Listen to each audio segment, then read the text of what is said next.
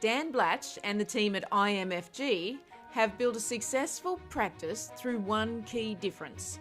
They believe advice can be run like a medical practice, where the entire team of specialists can cater to the diverse needs of an individual client. But it wasn't easy at first and required a lot of negotiation between the owners. Here's how they've worked it out.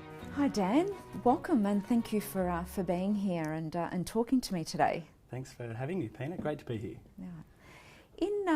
In your business, Dan, you've made a decision to operate as one unit, a bit like GPs. Can you elaborate on that for us? Yeah, well, I guess at IMFG, what underpins all of our advice and strategic advice process is that the client's interests have to be put first and foremost. And for us, we believe that no one advisor can know everything. And so we've invested in a team of specialists that we would say this, but we can tend to deliver better outcomes for clients. So much in the same way that the medical fraternity believe in the specialist model, we believe your finances demand the attention of a specialist. And it means the client might be touched by a number of advisors, but they're deep in their one particular area of expertise. So you all housed and located in the one office? Yeah, that's correct. Okay. Yeah. So that helps clients save time. We can give them better outcomes, and we introduce respective specialists as and when the client needs them. So just to elaborate on that model a little bit more, because I think it's a really interesting model. So when the client first visits your practice, that the advisor or the individual that's speaking to them at the outset is really doing that fact find that highlights the specialisations that will get pulled in. Can you just elaborate on how that actually works? Well, at the end of the day, it's still just a people business. And so our mandate really for the first client meeting is always to see, one, how quickly we can establish whether we know, like and trust this person, and I think it's the exact same with advisors. So they really are interested in helping them with their broader needs. Okay. And so a certified financial planner, using our medical analogy, would take the client through triage and establish perhaps what the more immediate wants or needs of the client are, and work with a plan to address them as we go along. It's a challenging model in that each advisor obviously comes with costs, and so in building a team you're constantly investing back into the team, but we do believe, and we've got a lot of evidence to suggest, that the outcomes are better for clients. So talk to us, Dan, about the challenges in growing a business like yours and around people, processes, systems. Well, I think it works both ways for our internal, be it our team clients, and also our external clients, be it our clients. The importance of, because it is such a people-based business, the importance of having a happy team is critical.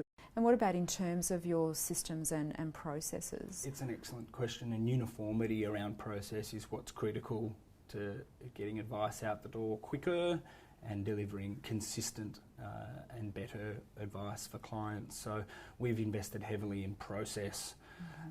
Where one particular individual might do something another way, we've tried our best to ensure that tasks and threads, without getting into the jargon, are sort of followed by everyone.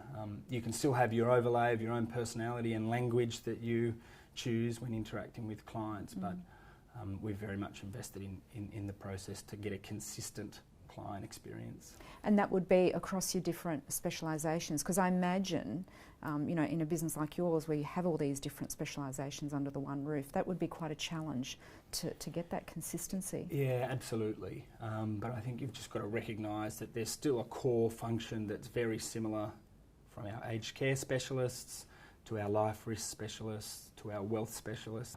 There is a core function of that strategic advice process that is replicable, which is what we're trying to deliver. Dan, I'm interested in a model like that, what your pricing structure would be. Again, that's driven by the client. Okay. So we start with the end in mind for the client always. If for some unknown reason the client would like to remunerate us for our time in a way that the client feels best, for example, fee for service only, we're able to deliver that for them.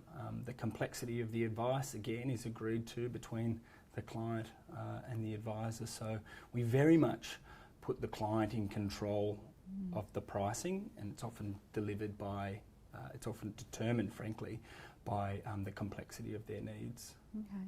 And what advice would you give with someone that was thinking about setting up a business or evolving their business into one like yours? Partnerships are difficult, first and foremost. For me, married for a long time, and I get on very well with my business partners, but that is a difficult dynamic. So you really need to invest the time in making sure you know, like and trust each other. We spent considerable time doing that. So we were dating, if you will, before we got married, and I would very much recommend that you take your time in establishing whom it is that you're going to get married to, because it's very difficult to unscramble eggs. And you want to have fun along the way. Thank you, Dan, and thank you for being with us today. No Appreciate problems. it. Thanks, Peter. Thanks for your time.